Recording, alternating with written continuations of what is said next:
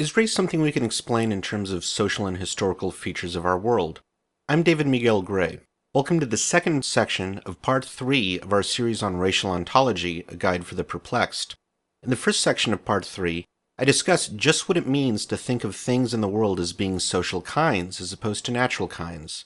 I also laid out some common features of socially constructed categories. In the second section, Part 3b, we will look at features common to sociohistorical theories of race, as well as some examples of sociohistorical properties. Given our new and better understanding of social properties and social kinds, we're now in an excellent position to get back to our initial question: is race something we can explain in terms of social and historical features of our world? If races are not entirely the products of nature, that means that races are, in part or in whole, products of human actions or decision-making processes. We can investigate and discover things about races, but these investigations are social and historical investigations, quite unlike the investigations in the natural sciences. As such, in order for a socio-historical account of race to be correct, you must show both that races exist and at least one property that goes into forming the right concept of race has to be social. Recall our comparison in the last video between naturally based kinds, like tropical storms and depressions, and one potential account of races. This showed that even if races are defined totally in terms of natural properties, if the way we group racial properties is arbitrarily or not defined by natural differences, that grouping is a social property, thus making races social kinds. That being said, most of those who adopt a sociohistorical theory of races think that races have other sociohistorical properties as well. We should note that thinking of races as defined as social kinds rather than natural kinds leads to an important difference between these two kinds of theories. For sociohistorical theories of race, what counts as racial properties will not be a universal feature of the race, as it will for naturalist theories. Rather, racial properties will be localized to the communities in which these properties are constructed. To put it differently, since the concept of race emerges among a group of people, given the people present in that community and the goals and interests of that community, racial concepts could vary in different communities or in the same community at different times. One real-world upshot of racial properties being local is that if you live in a country where one race concept is used, and you travel to another country that uses a different race concept, that new community might consider you to be of a different race. So if racial properties are determined locally, a point in favor of a sociohistorical theory of race would be if we could find social properties that are present in a race concept in one location, but not in another. Another point in favor of a sociohistorical theory would be if we could show that certain properties were either added or removed from our concept of race. If races are natural kinds, such shifts would be difficult, or not occur at all. One such property, which might be familiar to students of U.S. history, is the theory of hypodescent.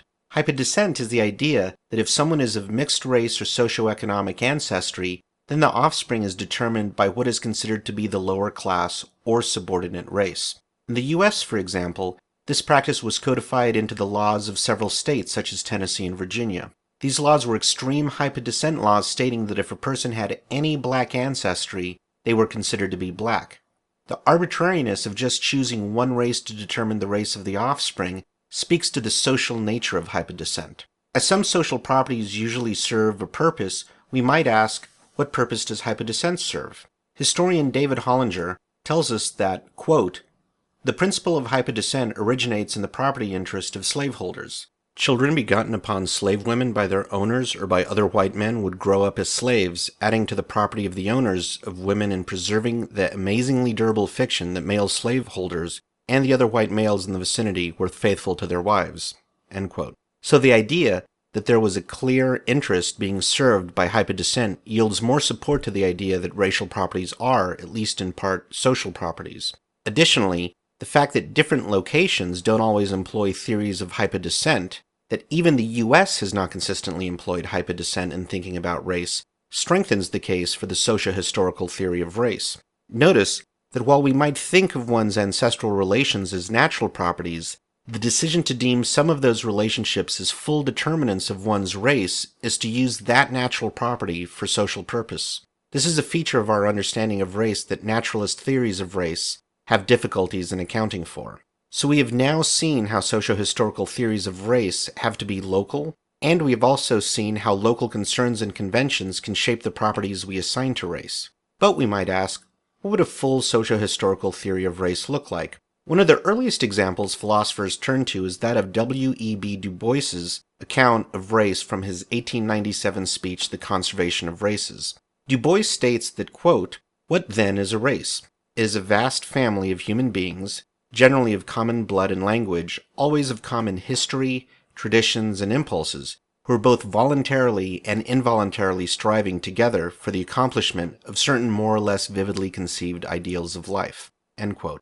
What seems to be central to Du Bois's account of race is the role of history, traditions, and the pursuit of common ideals of life. In making this proposal, Du Bois radically shifted our ideas of how to study race, suggesting a new domain of research as well as good tools one might need to study races. W.E.B. Du Bois's work on the race theory has shaped and informed several socio-historical theories of race. Please see the description below for some suggested readings. Some final questions to think about concerning socio-historical accounts of race are: do races have elements of artifacts, naturally based kinds, both, or something altogether different? Also, are socio-historical accounts of race better or worse than naturalist accounts of race for capturing our understanding of what races are? In Part 4, we will discuss a radically different set of theories which claim that races as we currently think of them do not exist.